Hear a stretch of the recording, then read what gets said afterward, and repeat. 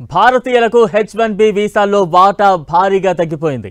గత రెండేళ్లలో ఈ వీసాల్లో కోత విధించారని అంతర్జాతీయ కార్మిక సంస్థ నివేదిక వెల్లడించింది.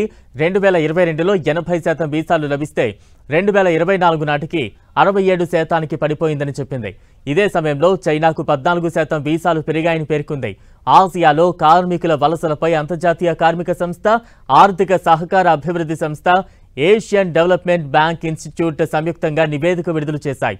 విదేశాల్లో ఉపాధికి పారదర్శకత, విలువలతో కూడిన నియామకాలు జరిగేలా చూడాలని అంతర్జాతీయ కార్మిక సంస్థ తెలిపింది. వారికి అవసరమైన శిక్షణ, అభివృద్ధి ఒప్పందాలు చేసుకోవాలని, తక్కువ నైపుణ్యాలు కలిగిన కార్మికుల నియామకాల్లో అక్రమాలు నిరోధించేందుకు చర్యలు చేపట్టాలని సూచించారు. H1B వీసాల్లో భారతీయుల వాటా ఎక్కువగా ఉంటుంది. కానీ ఇది రెండేళ్లలో తగ్గిపోవడం ఆందోళనకు గురి చేస్తోంది.